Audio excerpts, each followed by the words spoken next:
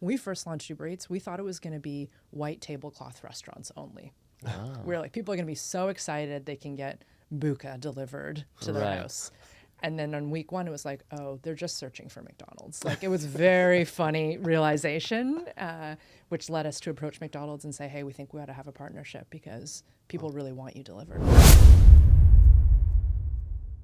Welcome to Growth Untold, the podcast, where we dive into thoughtful conversations and insightful discussions with world-class people, all with the aim of inspiring, educating, and empowering our listeners. We are thrilled to have you here with us on this exciting journey to explore the diverse stories and the ideas that have the power to shape the world for the better. Welcome to Growth Untold, the podcast.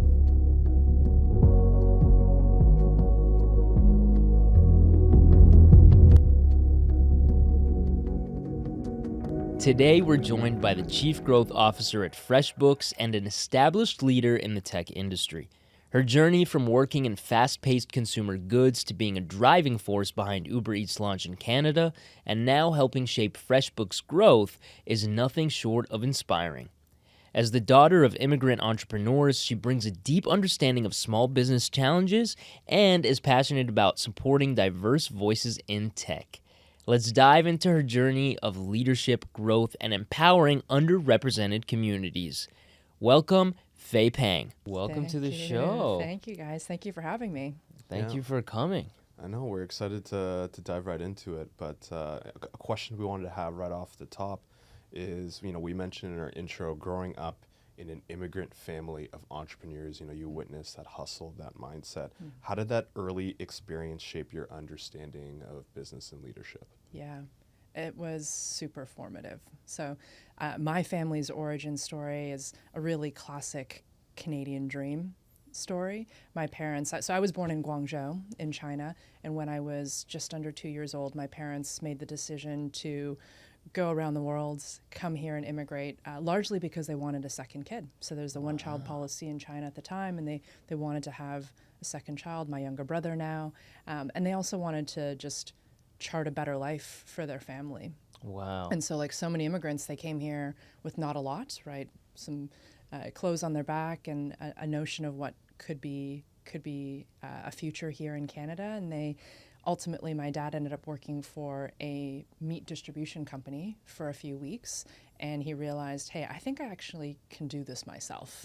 And so he broke off and had that entrepreneurial spirit, started his own company delivering meat, but he didn't have the capital to buy a delivery van, and so he actually used, and this is, I'm not kidding, he used the TTC to deliver meat in those early days. Literally had a dolly and was delivering meat to restaurants and supermarkets, and steadily over the course of 22 years, they grew that business to 7 vehicles, 10 employees, hundreds of customers around the GTA from Mississauga. And that's incredible. yeah, really cool story. And what did he do back in China? He was an entrepreneur there, wasn't he? He wasn't an entrepreneur, no. He worked in sort of a government type job and, did not love that. But he really, really valued coming here and being able to start his own thing. Wow. It's a bit of a 360 then, right? Coming like at a government, historically government jobs are known for being very, I want to say 9 to 5, maybe safe. Yeah. Then he went into Canada and he's did something more of like a laissez-faire market where he built this on his back. It's pretty interesting. Yeah, Totally. Totally. Yeah. And to answer your question, Alex, like the way that really inspired me from a leadership perspective was seeing my parents grind for 22 years, right? Working 6, sometimes 7 days a week and really trying to put food on the table and chart a better life for their family. I really appreciate the tenacity, the work ethic, and that definitely underscores how I show up as a leader. And how were you involved in all this? They leave you at home with your younger brother? Would they take you with them? What was your life like growing up? I have spent many hours riding in a Econoline on the 401, going along on deliveries and actually helping with that. Our summer vacations were spent, we called it the warehouse, but it was at the warehouse where they processed the meat and loaded up the vans. My brother and I had a little room, we had a tiny TV, and we just kept ourselves busy for the day. Wow. And or went on deliveries with my dad. So you really got to experience what it was like to grow that business the amount of effort that it took, the ins and outs, you really got to really see that. For sure. And for a while, my mom was not a part of the business. She actually worked as a housekeeper at a hotel. And then eventually my dad was just like, I need help. Can you come run the books? And so she came and joined as a bookkeeper without any bookkeeping experience, by the way. Wow. And that actually really inspired me because I saw how manual that process was. And I'm now at a company called FreshBooks, which is all about helping small businesses digitize. I think a lot about my parents because they could have had so much time back if they were using the right digital tools to do at the time what they were doing on pen and paper. Right. So what your mom used to do for the business is really what FreshBooks does, right? You digitize bookkeeping. Tell us a little bit more about what FreshBooks does. Yeah, FreshBooks is a company actually founded right here in Toronto over 20 years ago. Still 20 years ago? Yeah. Wow, amazing. And headquartered in downtown Toronto.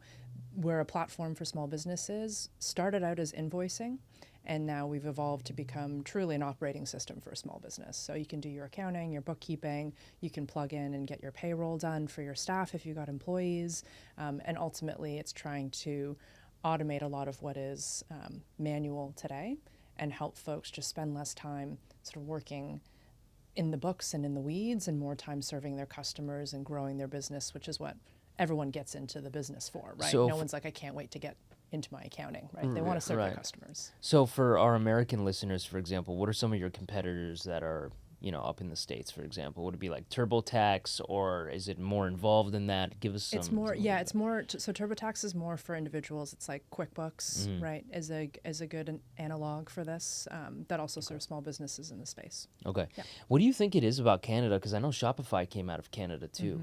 And now it's a massive company. Almost every small business uses Shopify. What do you think it is about Canada that lends itself to creating these amazing platforms, amazing software that really serves small businesses? Yeah. It's so super interesting because if you actually look at the data, Mina, like 90% of Canadian business is small business.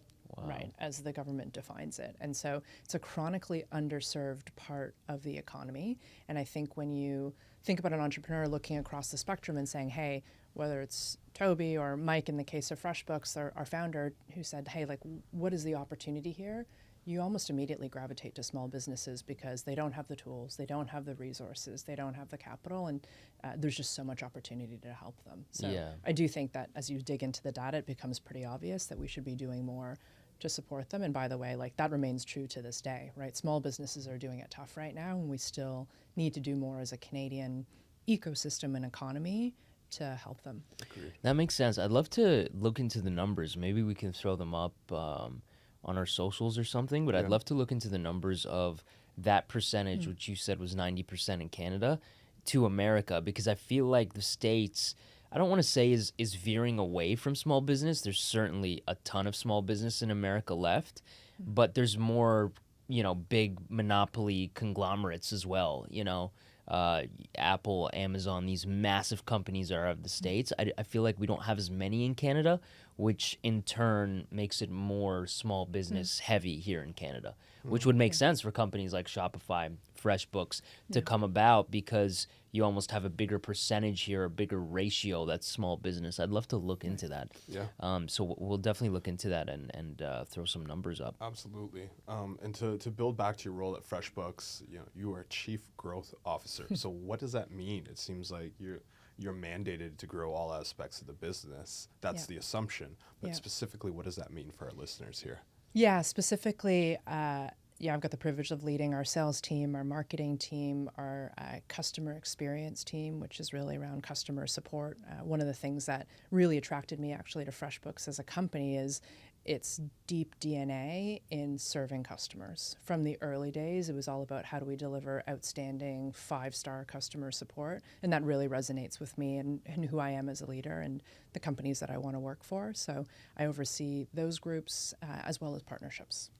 Wow. Are we seeing more? Because I know you both of you, work in big companies. Are you seeing more CGO roles now? Because there's a lot of chiefs now in the C-suites, but chief Yeah. growth officer, are you seeing that happen more? I can speak from my experience, and I welcome your Yeah. thoughts as well. I think from my perspective, what historically has been seen is CMO, Chief Marketing Officer, CEO, CFO. Right. Now, Chief Creative Officer, Chief, a Chief Strategy Growth Officer. Chief Strategy Officer, Chief Growth Officer. What that means, I think there is a role that has served a need to, as organizations develop and grow and transform and get enhanced, I think there is a need to fill these roles with somebody to run the helm, and growth is probably a massive part of Yeah. the organization. If anything, I would assume that's something that you needed many years ago. Yeah, and just because there's a chief growth officer at FreshBooks now doesn't mean growth wasn't on the mind of the business before, right? Like absolutely. in a way, sort of everyone's role at a company is to help it grow and Right. maximize the enterprise value of the organization. I do think there's more diversification in the titles now to better represent what folks are doing, right? So to Alex, to your point, it used to be this handful of 3 or 4. You might see chief revenue officer as well, and now it's just become a little bit broader in terms of the definition, Right, which I but- think is a good thing. These new chiefs, they're not replacing the CMOs, the CEOs, the CFOs. They're just adding roles to kind of designate people that are in charge of different departments.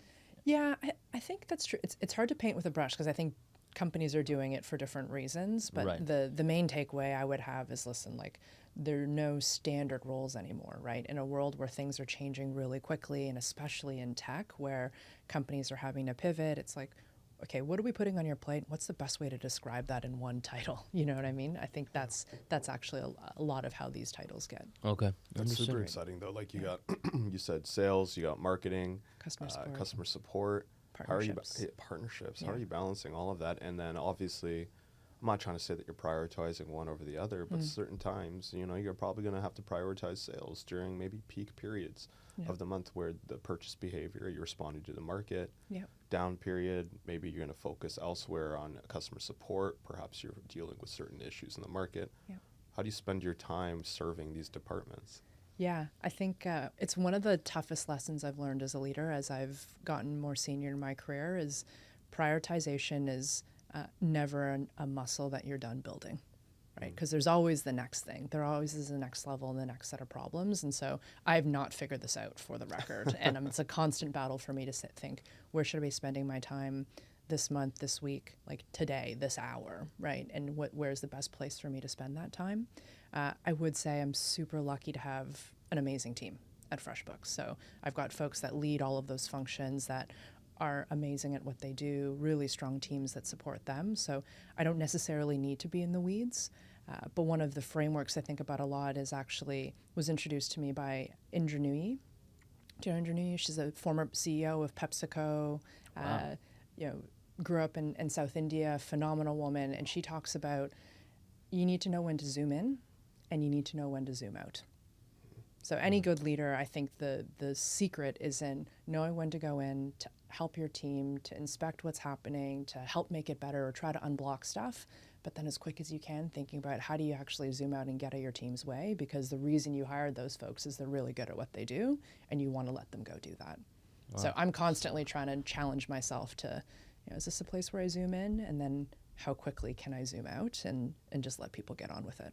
Yeah, and it's balancing that, and I think this is interesting. Do you think this is a form of servant leadership and trying to adopt more of a proactive approach to their needs versus balancing the things you want to achieve as a leader and ensuring that those get done? I feel like that's you're like juggling constantly. I think it's probably like, maybe the modern servant leadership. I've never loved that term because it sort of feels like I immediately go to subservient, but I think it is. I think at the end of the day, for me, the best leaders that I've worked for, the leaders that I admire, are the ones that really just work hard to create environments where people can do their best work, right? And we know from the data that's not a place where people feel micromanaged.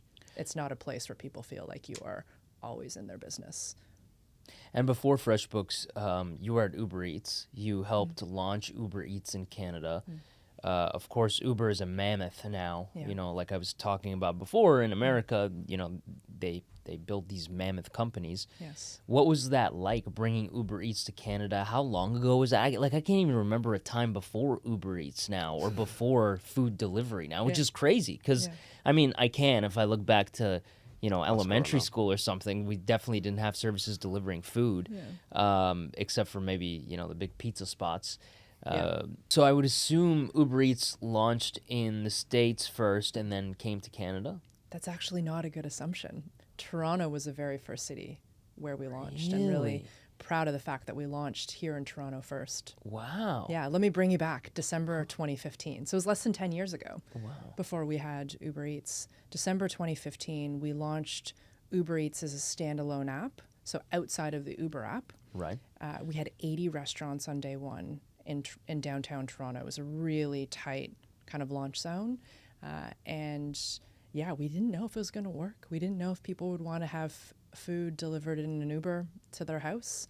Yes, there were food delivery options before, like the Chinese restaurant down the street or the pizza spot or whatever, but you couldn't get high-end Italian. You couldn't get a steakhouse. You couldn't get like 5 or 10 different Thai restaurants from your neighborhood. Right. So it was, we didn't know if it was going to work. It was really a big experiment, and it just ended up taking off. And what was, like, you didn't work for Uber before that, so I'm assuming Uber Eats kind of hired and put a team together before the launch in anticipation of the launch. Is that kind of how it worked? Yeah, that's right. Yeah, so there was a beta version of Uber Eats, which was in the Uber Rides app. So before we had the standalone Uber Eats app, there was the Uber Rides app, and you could literally, along the bottom slider, it was like, do you want an Uber X? Do you want like an Uber Black? Or would you like a sandwich? We just kind of tested it in there for a few months. And that was just a lunch product. It was just in downtown Toronto.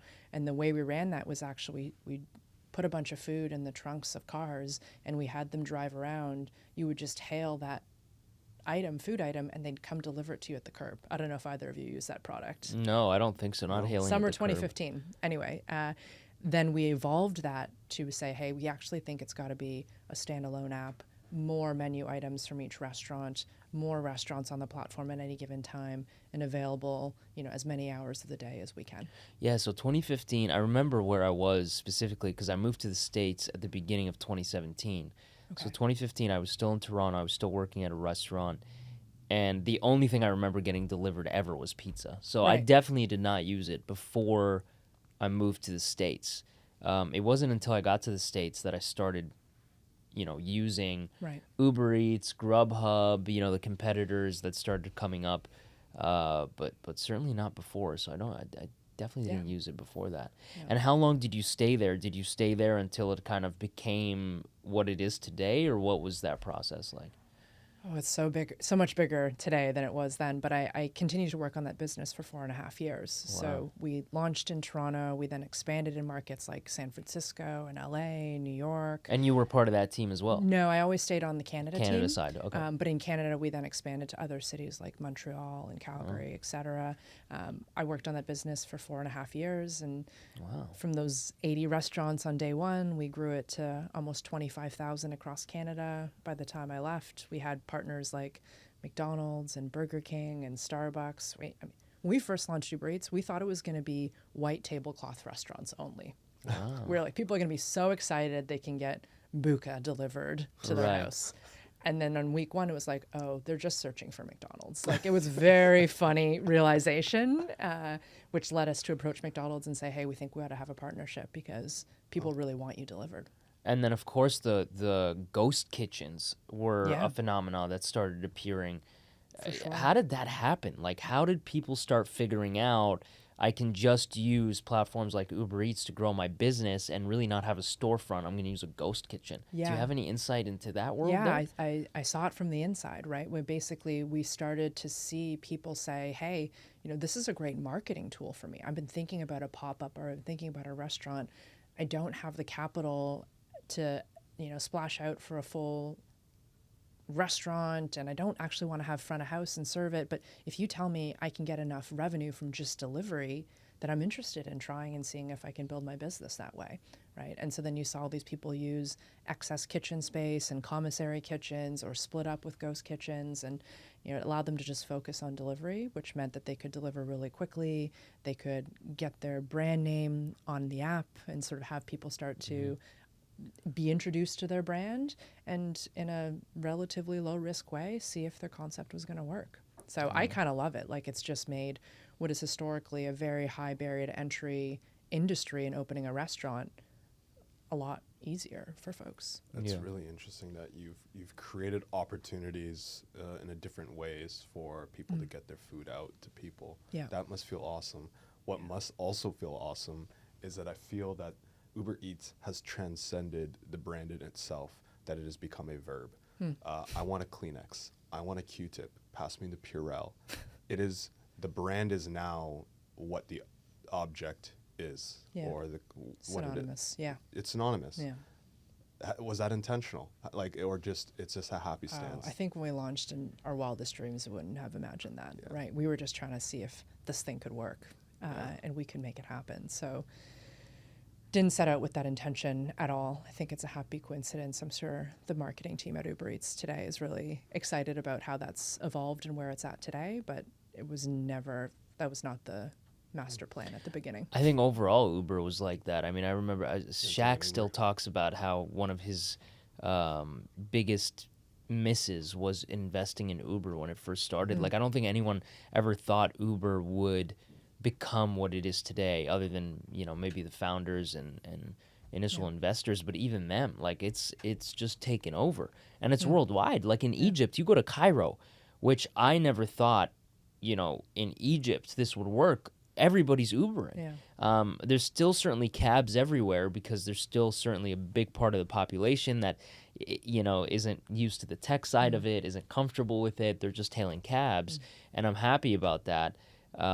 Because there's cab drivers that are still driving cabs, but Uber is huge in Egypt, and you just at Cairo, Egypt, and I would have never thought that. So it's transcended, I think, all expectations. So you've worked at Uber Eats, now you're at FreshBooks. You've worked in this tech space and really this area of digitization. What else do you think is going to get digitized as the world moves forward? Like, what are we digitizing here? Because a few years ago, you would have never thought food delivery. Maybe 20 years ago, people would have never thought, bookkeeping and taxes and all this kind of stuff. What do you think is the next phase? Are we going to get to a point where just everything is digitized and online? What's the blueprint here? I sure hope so, because I think there's so much upside for us. Let's just even focus on the Canadian economy, right? There's so much upside for us in terms of digitizing pen and paper and traditional ways of doing things that are going to offer us efficiency unlocks, customer experience unlocks, speed unlocks, right? You would probably be shocked to know this, but in the US and Canada, checks are still a very common way of paying for things, whether it's your rent or you've hired a HVAC cleaner or a pool cleaner. Checks are still ubiquitous. Yeah, you made fun of me yesterday for saying I was writing a check. I was like, I don't know. We were talking about something, and I was like, oh, I was writing a check. Please stop writing checks. And they were like, oh, writing a check. I was like, oh yeah, people still write checks though. They still write checks. We see this in our FreshBooks data, right? Because we talk a lot about, hey, we actually have a payments option for small businesses to invoice their customers, but then get paid through FreshBooks payments. And what we see when they do that is you can get paid up to 2 times faster. It's just a more elegant experience. It's better for everybody. The whole thing is better. But there's still a huge resistance because people are still getting paid by check. Their customers are still doing that. And so that to me is a really prime example of something you'd probably be shocked to know is still not even close to being digitized. Yeah, I still I carry checks everywhere I go, like my own checks. I carry checks everywhere I go. Yeah, I don't. It's just the way we do business at my company. Like it's just it's the way we do business. So I mean, you could do ACH and things like that, but it's a tree, right? That what do I mean by when I say it's a tree? It is a tree because it's paper, but that was a very good analogy. It's a tree and it's a tree. Yeah, it's Yes. a tree and it's a tree. It's lots of trees, but it's a system. So my CPA, when we're writing commissions, he'll write checks, and then I will write checks because it's easier for him to keep track of when I go and do it on my own without telling him. And so, you know what I mean? It's kind of it's worked into the system. So you're very disappointed in You this. gotta. I'm just like very I'm disappointed. like, You're I'm ready appalled. to leave. You got to break the cycle, my friend. Like, do you work in? Is it FreshBooks available in the U.S.? yes, yeah, Okay. we're actually we've got customers in 160 countries around the world. Wonderful potential ambassador Yeah, opportunities. Yeah. Let me talk to your CPA. Yeah, we'll talk. I guess Faye is very disappointed that I'm still writing checks here. There's just a huge unlock for you. I That's know, all. I But know. yeah, that would be one that comes to mind, like payments for small businesses in particular. How do you digitize those, make it more trackable? Get that efficiency unlock, and yeah, it's 2024, right? Yeah, it's 2024. Understood, guys. So, your previous companies that you worked at, Yeah. you're championing of DEI, diversity, equity, inclusion, Yeah. very aligned with the theme of this podcast. How did you ensure these values, especially as a leader, get driven up to the leadership, downward to the people who perhaps maybe don't have as much power to drive the business forward, given their voice? Yeah. This is such an important part of the work experience for me. Working at a company in an environment where there is diversity, where inclusion is valued and deliberately like encouraged, and where people feel like they belong. And I think a lot of that actually has to do with my upbringing, right? I was very lucky to grow up in Mississauga. I think you guys grew up in Markham. So like Yes. highly multicultural. My high school had the #1 cricket team in the province, right? So Amazing. you're more likely to play cricket at recess than baseball, to give you a sense of the Fantastic. population and the diversity. And so it was just second nature to me to look up and be like, I can see the world's culture is represented here, and we're all coexisting and friends. And it was just, I took it for granted. Right. And so as I entered the working world, it became immediately obvious when I'd look up at a leadership level and say, oh, everybody's like a man, right? Or everyone's white. It became almost jarring to me to say, hey, we're actually not living our customer demographic, and our leadership team doesn't necessarily represent that. And so I just immediately clock and notice these things, and it's become almost second nature. And again, like a bit of a trigger for me if I see that there's a panel and it's a manel, they're all men, right? I immediately clock it and say, hey, like, Manel. how love much that. I love effort did they put into trying to find more diverse voices, right? Yeah. All to say, I bring that with me into the workplaces that I work at, which is I try to be that change that you want to see in the world, right, to quote Gandhi, and to say, how do I encourage that? How do I live those values? And I give you an example. When I was at Uber, I was actually the first woman to go on maternity leave at Uber Canada. Wow. So they'd had parents take leave before, but they were men, and they took a few weeks on average. And I was like, I'm gonna need a little bit more time than that. Yep, Yeah. of course. And so when I told the business I was pregnant, the lawyer who I loved at Uber Canada, she's like, hey, we need a maternity policy for you, so give me a little bit and I'll come back to you.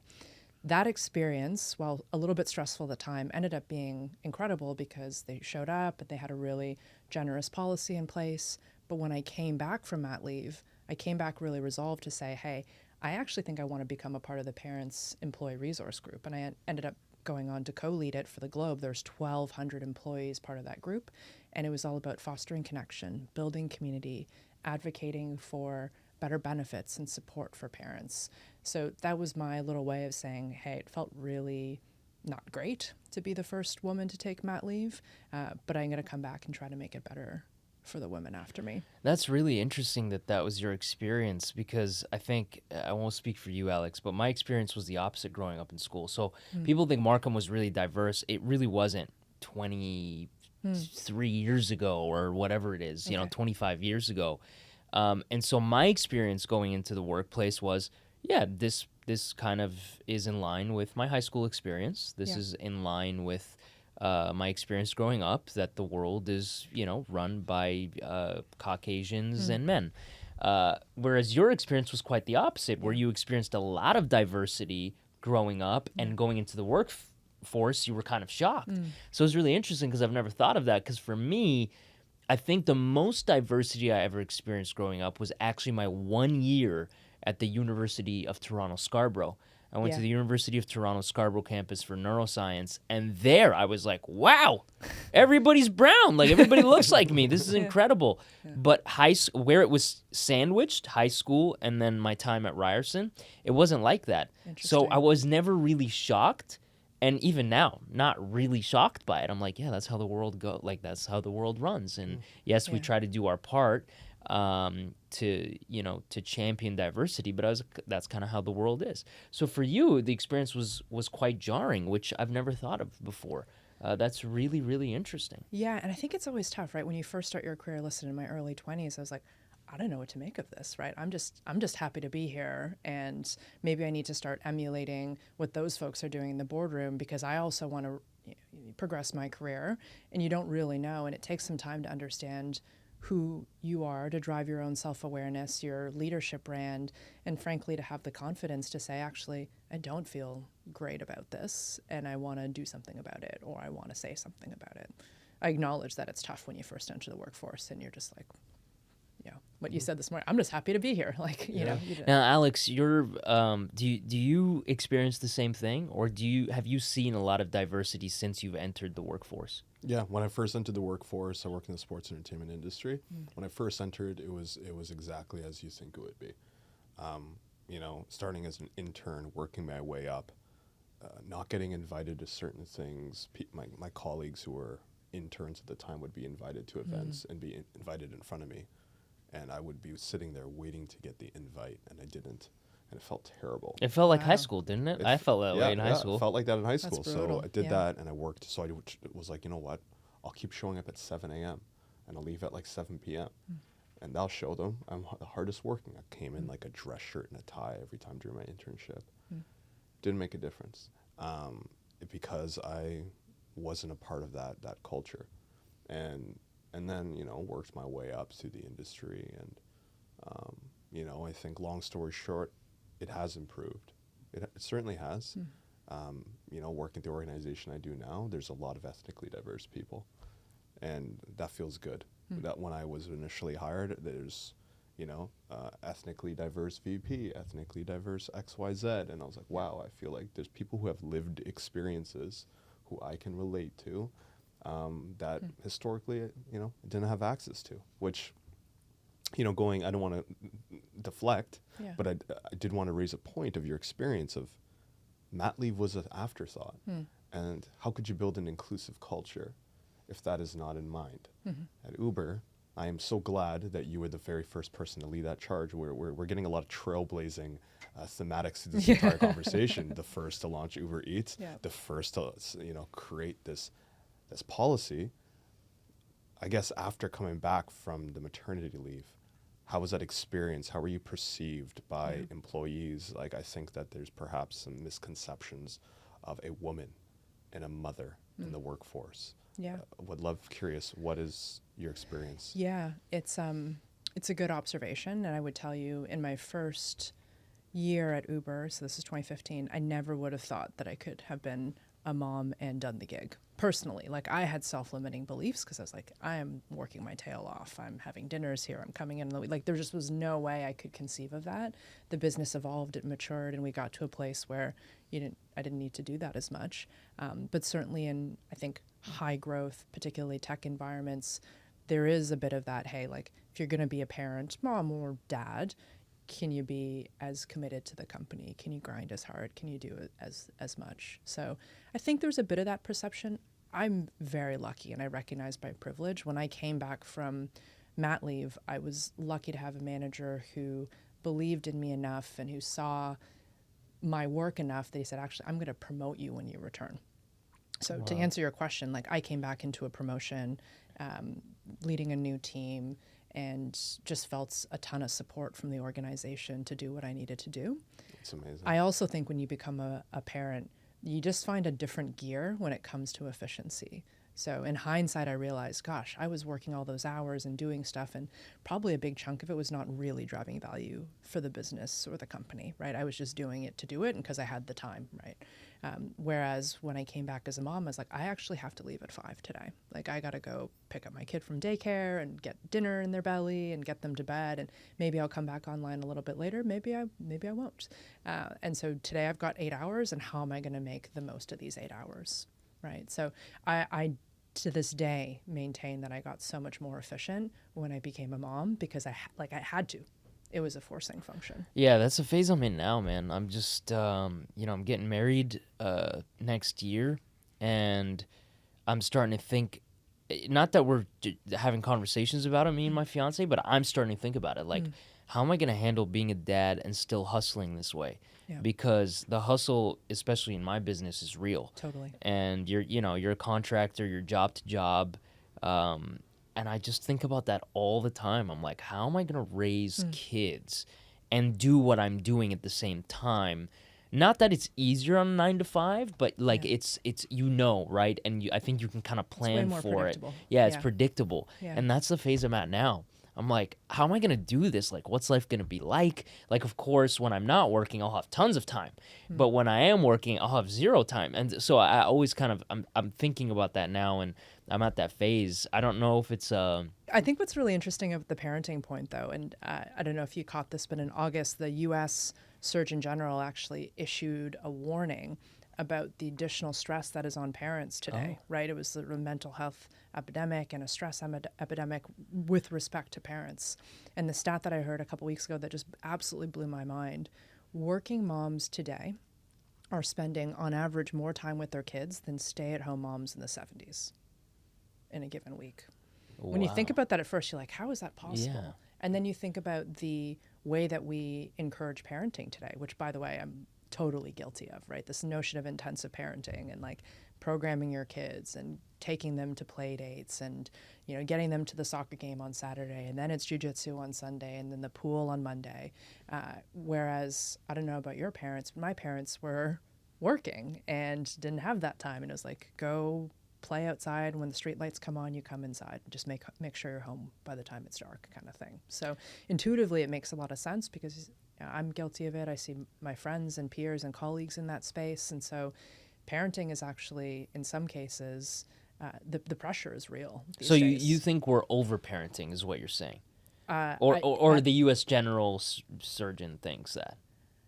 The data would suggest there's a ton of stress in the system because parents are both working and trying to be whatever this ideal is of a parent today. Right. And something's got to give, and what's giving is their own personal mental health and their own personal well-being. So, like, good choice.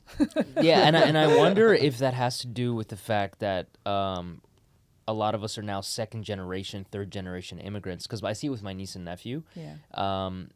My parents didn't have money to put me and my sisters into a lot of extracurriculars. Like I would have loved to learn the piano or play an instrument or do more extracurriculars, but they were just working and hustling and didn't have the money to. And now that my sister has a chance with her daughter and her son, she puts them in everything. They've got swimming, hockey, piano, just everything, right? So I feel like it's almost like, she's thinking, we didn't get that growing up, so I'm going to make sure my kids do. Yeah. And it's that kind of that, second generation, third generation immigrant mentality. So I wonder if that is contributing to it. There's probably a bit of an overcorrection, right? Because the way that I think about it is, however our parents raised us, like, we turned out okay. Yeah. Right. And so there were things that could have been better about it, things that were out of their control. Not ideal, but we turned out okay. And now we've kind of swung all the way to the end of the spectrum. And some of the things they're seeing in Gen Z is like they can't deal with adversity, and there's like mental health challenges of their own. And so, who knows what the right answer is? But maybe this is one a very optimistic line of thinking as you consider becoming a parent. But it's the thing I will say, like, especially in companies today, there's just a lot more recognition and flexibility built in, right? So thinking about workplaces where there is that flexibility, they support you, hybrid or working from home, having that autonomy to do so and get the job done. I really do appreciate workplaces that have that, and I think it makes it easier to parent. Absolutely. And a lot of people do think that that we're going to see a birth decline or we're not having enough kids. So yeah, it's interesting. It's a very complex issue, obviously, but it's an interesting thing to think about. Yeah. You've mentioned in passing, Faye, that the importance of innovating yourself outside of your job to grow. Yeah. A lot of us think that, perhaps historically you show up your job, you can grow through the job in itself, and you can, right? You can develop. If I clock into my job every time and I give 100%, I can grow and develop over time. But what do you think are some of the areas where we can improve outside of our place of work to grow and to develop? And can you just share an example of a time you've done this to grow outside of your previous roles or existing role? Yeah. You definitely don't strike me as someone who clocks in and clocks out of their job, but I'm such a big believer in this, right? I think I've mentored and coached and actually managed a number of people in my career that they believe the workplace is a true meritocracy and everything they do is going to get seen and understood. And that's just, in most companies, not really the case, right? So I always encourage people to say, hey, how are you aligning what you're doing with what the business needs and the company needs? How are you making your team better? And yes, you have a job description, but the fastest way to grow, in my experience, is thinking about how can you actually flex out of that job description and help solve problems that the team is doing today. And a title is just a title. So I'll give you an example. My title was, I think, senior marketing manager for the first couple of years during my time at Uber, but we just had so much to do that I continued to flex out of that and stand up our first account management team and help with our 1-800 support line and think about how we could go secure big names like McDonald's and bring them into the ecosystem. Those were not in my technical job description. And if I said, hey, I'm just going to stick to what I'm supposed to do and do that, I wouldn't, A, have learned as quickly as I learned, or B, position myself to be even considered for some of those promotions or those additional gigs because people hadn't seen me do it yet.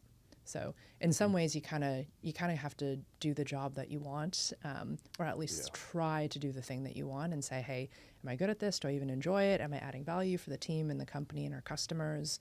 And I've just had really good success doing that. And stretching beyond the job description. Yeah, I think that's a really appropriate mindset for anybody who's trying to advance in their careers. Do the job that you want versus the job that you have, right? I think if you punch constantly above your weight, it's like when we were graded in elementary school, I think, where it was like level 3, level 4? Level 4. Level 3 was You're talking about the rubric. Yeah. Yeah, you want to be level 4. You want to be level 4, Mina, okay? I don't remember this at all. I don't. What do we? What happened? We're talking about the Ontario educational curriculum. Do you remember in our report cards, growing up, level 3 was a B. Level 4 was like, you're above and beyond. Yeah. Drama, level 4 for Mina. Creativity. I think I was level 4 and everything, but I don't remember the level system. Maybe I just didn't even care. You didn't care because you were too nice with about the levels. You were too good. Yeah. Mina clicked into another gear in grade 8. I love that. Where he was like, bro, I'm going to be on the choir. I'm going to get the principal award. I was valedictorian. Yeah, he was valedictorian. I was valedictorian in high school and elementary school. Very proud of that. Yeah. So made sense. I don't care about your levels. I don't remember the levels, man. I don't remember. I remember, this is what I remember. I remember coming home from school and getting like an 8 out of 10, and my dad being like, let's sit down and figure out how you missed 2. That's what I remember. Happened? Yeah, exactly. Yeah. That's what I remember. I don't remember the level 3 or 4. That would have made my life easier, I think. That would have. But he would have been like, where is level 5? Where is level 6? Where is this should go to level 10? So I have no idea. As a kid with Asian parents, I feel you. Yeah, right? And I was in ESL, though. I rember that. I was in ESL for a while. Man. Because you left for a while, right? You left St. Patrick's for a while. And I still remember I came back to St. Pat's. We weren't friends, though.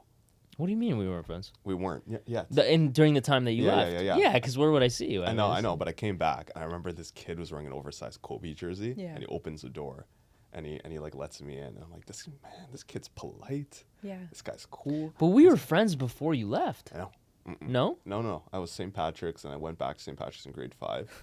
And then we had we were like the only 2 people who loved basketball. Ball was life for us. Yeah.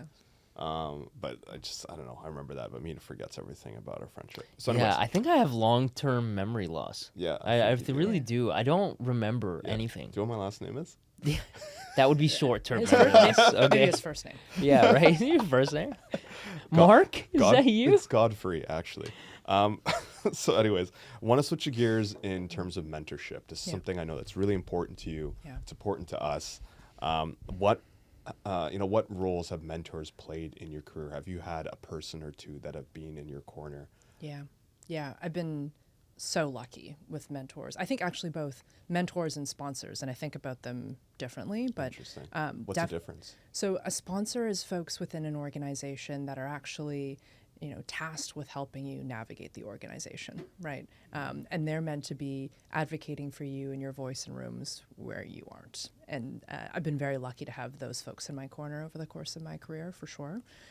But then mentors, I think of as folks that I've seeked out, my own personal board of directors, right? People that I go to time and time again to, I can count on them to give it to me straight. I can count on them to be a solid mirror for me and how I'm thinking about things, and to learn from their life experience as well. So I definitely feel very blessed to have a roster of mentors in my life that I go to.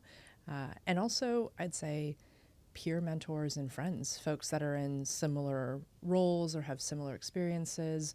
And I feel like I can go for a coffee or a walk and just get so much clarity after talking to them, because they'll say things like, you know what, I dealt with that before too. Here's exactly how I would think about it.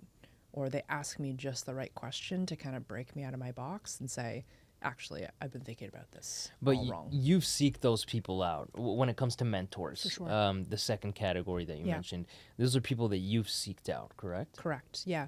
But both deliberately and also naturally, right? You just meet people and you have this connection. You're like, hey, can we keep chatting? Can we have a coffee once in a while? I'd love to just stay in touch. And either your career is really inspiring to me, or just the way that you think about this particular thing really resonates with me, and I want to learn more from you about that. Yeah, I need to get better at that in my life. You've actually taught me that in the time that we've been doing the podcast and growing our friendship as professionals. You've really taught me that, because in the entertainment industry, it's tough to find mentors. I think for any entrepreneur or someone building their own business, you have to put even more effort into finding mentors, because you're not going to find them, going to the office. You're not going to find them going to work, because you really, there's nobody really around you.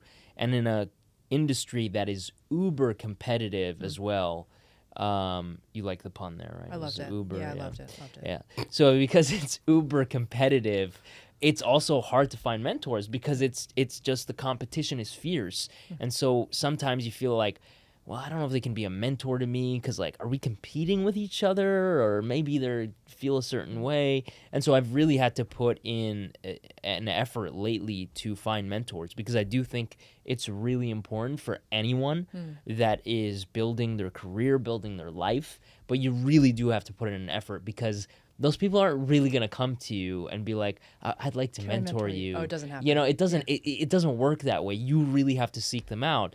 But what I've realized is, if you put in the effort and seek them out, most people will be happy to to sit down and talk with you and give you advice and continue to be a guide for you. Can I add to that? Yeah. Yeah, because I think actually some of the best experiences I've had have actually been mentoring others, right? Wow. And telling other folks my story, or sharing tidbits of wisdom or ideas, or asking questions. I actually crystallize for myself how I think about things at times. So it's actually been really instructive and helpful. But the thing I would add to what you said, Mina, is you want to go seek them out. You also want to be really deliberate about how you engage with them. So don't just hop onto a call or a coffee and say, okay, like, infuse me with your wisdom. Have really thoughtful questions, right? The best mentees I've had always come prepared. They've got really thoughtful questions. They've got a handful of problems that they're looking to help them solve. And then they follow up and they say, hey, here's what I'm working on. I want just you to keep me accountable. So when you do find that mentor or mentors, really treat that with care and thoughtfulness and be intentional, and you will get out of it what you put in. You're very good at it. You're Yeah. very good at finding mentors. I love what you said. I think it's 360. I'm starting roles of mentorship in the next crop of people who are emerging sports marketers. Love it. But also, I am fortunate to have a board of directors. Fenton, the commissioner of the TTC, was one of our guests who said everybody needs to have a board of directors. Yeah. Similar, I think, to what you said about sponsorship and somebody who helps navigate. But yeah, mentorship has been huge to me in my career. Like Sophia Wong Judish, who we've had on as one of our first guests, who has been a mentor. Matthew Logue, who is the founder of The Greater, to Jordan Vader from Maple Leaf Sports Entertainment. It's standing on the shoulders of giants who have paved the path and told you the unwritten rules of the industry. That is important. Stuff that can't be duplicated in a book. Even workshopping it together, even being a listening ear. Mentorship, I think, transcends so many different things. I think it's a necessity, in my opinion. I am a strong believer in mentorship because it's a resource, and you are a resource to them as well. I think people like to teach and to give back, right? Yeah, it's something that if you're not taught, I don't know if your dad ever taught you that, but the way I grew up was like, you got to be independent. You got to figure this out. And then just by the nature of doing something that my community had never done before, my family had never done before, that kind of, lone wolf mentality, very independent. I have to figure this out on my own.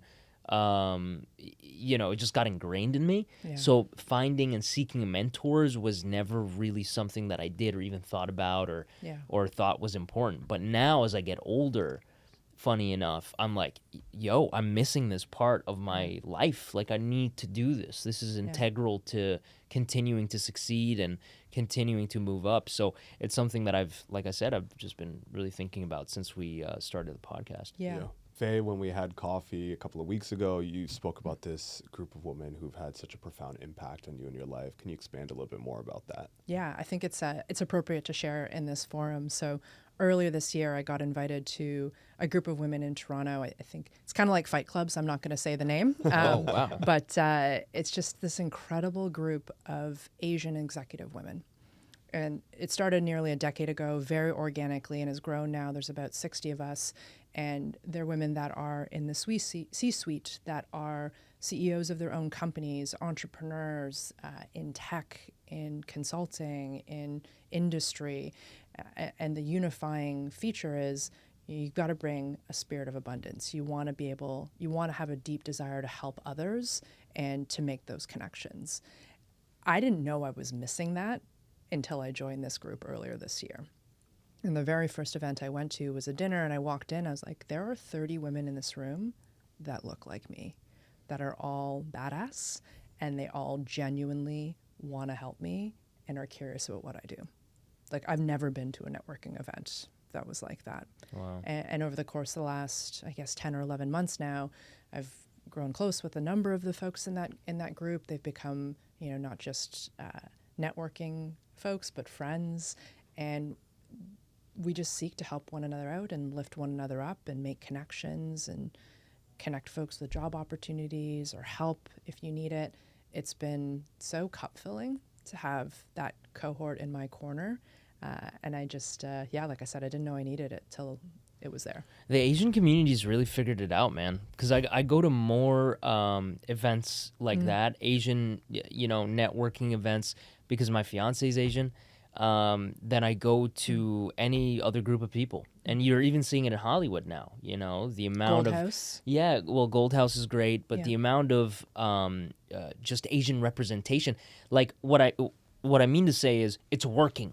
Like whatever you guys are doing is working because you're seeing it in the industry. The amount of representation in Hollywood, Asians are having a moment. We've said that I think last year about South Koreans in particular, but now it's bled over to all Asians are just having a really strong moment in Hollywood right now. And I think a big part of that is that you figured out how to help each other, how to lift each other up, how to network, you've brought this up. I had no idea about it, but I'm telling you, it's happening stateside as well in the entertainment industry. So, yeah, I love it. It's inspiring, and I hope that I can be a part of it and help lead it for my community as well.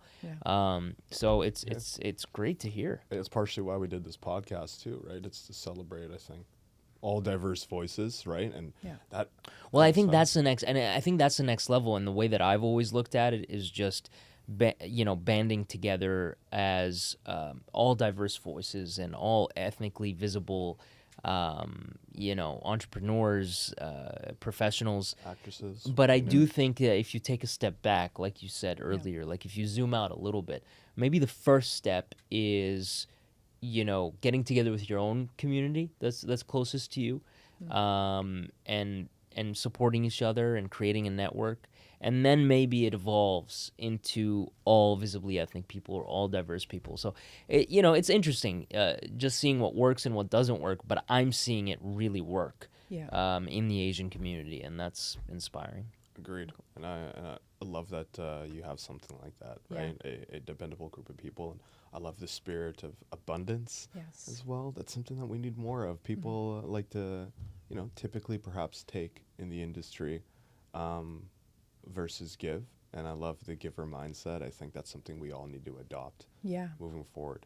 And I think at times historically there's been a bit of competition, right? It's like, well, I'm going to be the only visible minority in that room, and so we're actually going to compete against one another, Alex, versus actually we can both be there, right? And we can lift one another up, and it doesn't need to be an either or. It can be a yes and. So I get pretty excited about that.